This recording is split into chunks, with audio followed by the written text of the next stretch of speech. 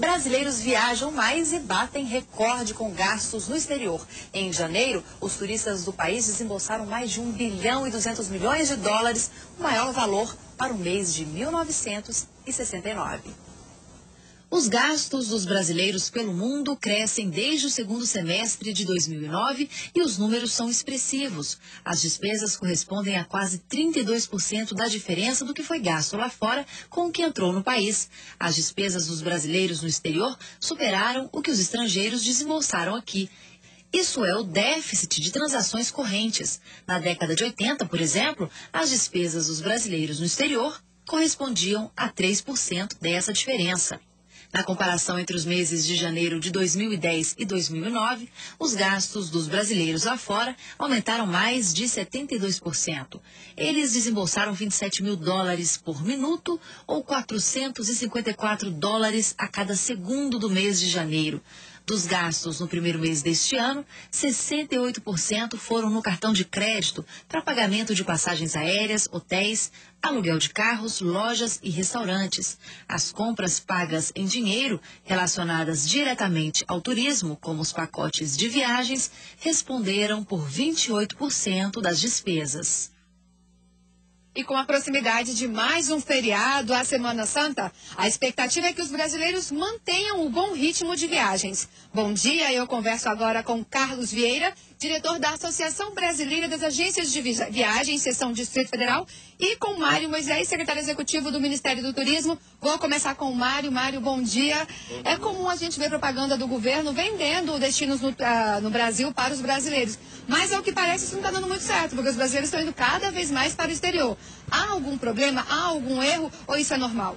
Não, está dando certo. No ano passado, o Brasil bateu um recorde de desembarques domésticos. 56 milhões de passageiros viajaram em voos internos contra 49 milhões no ano anterior, o que significa um crescimento da ordem de 15%. O turismo doméstico está bastante aquecido e as campanhas do Ministério do Turismo fazem parte desse esforço. Nós tivemos ocupações hoteleiras muito fortes na temporada de verão e agora, em janeiro e fevereiro, os desembarques domésticos também cresceram muito em relação ao ano passado, da ordem de 30%. Então, o que ocorre é que, além de ter um turismo interno bastante aquecido, os ganhos de renda dos brasileiros nos últimos anos têm possibilitado que eles também viajem para fora. E isso é natural. Esse crescimento do fluxo de brasileiros para fora também vai possibilitar maior oferta de voos e também maior capacidade de nós trazermos turistas estrangeiros para o Brasil. Mas, Moisés, o fato é que a gente tem uma balança negativa. Os brasileiros gastam mais no exterior do que os estrangeiros gastam no Brasil. Como a gente aproveitar esse bom momento por que passa o país, com aumento na renda, geração de empregos, para que os brasileiros também gastem mais no Brasil? Olha, já estão gastando mais no Brasil. Agora, nós temos de investir mais em infraestrutura, investir na qualificação dos nossos serviços, na diversificação de produtos, para aumentar ainda mais a dinâmica do mercado interno. E isso está sendo feito. O Ministério do Turismo tem feito um trabalho, por exemplo, de melhorar os acessos aos nossos destinos turísticos. Tem procurado trabalhar com relação às sazonalidades, ou seja, a destinos que são muito fortes numa determinada época do ano. É preciso investir em equipamentos como centros de convenções, investir em outros atrativos para que você mantenha uma estabilidade de atração do destino durante o ano. Isso estimula mais viagens e favorece o destino, permite melhores preços, melhores condições de viagem. Agora, o fato é que viajar para alguns lugares do país é muitas vezes muito mais caro do que para o exterior. É caro você viajar para Fernando de Noronha, é caro você viajar para a Amazônia. Como a gente faz para baratear isso? Olha, você tem de melhorar as condições de oferta. No caso de Fernando de Noronha e da Amazônia, são destinos em que a gente tem situações de preservação do meio ambiente a serem considerados. Fernando de Noronha tem, inclusive, uma capacidade de carga reduzida. Então, em virtude da oferta e da procura, o destino custa mais caro. No caso da Amazônia, eu acho que nós temos de melhorar a acessibilidade aérea e mais investimentos privados. É importante ressaltar que o turismo é uma atividade essencialmente privada, então importam muito investimentos privados em acomodações, em hotelaria. O governo, de sua parte, está procurando oferecer crédito para que esses investimentos sejam feitos. Acessibilidade aérea é uma outra questão muito importante. Há destinos que precisam de investimento em aeroportos regionais e também nós temos no Ministério do Turismo um investimento sendo feito agora em vários aeroportos regionais. Bom, vou começar também aqui com o Carlos. Carlos, é comum a gente ver as agências de turismo batendo sempre no mercado externo, no turismo para fora do país. É mais fácil vender pacotes para o exterior? As agências de turismo, elas comercializam oportunidades de viagens.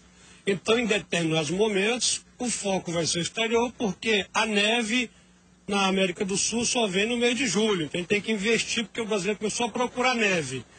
Verão, o brasileiro procura as praias do Nordeste.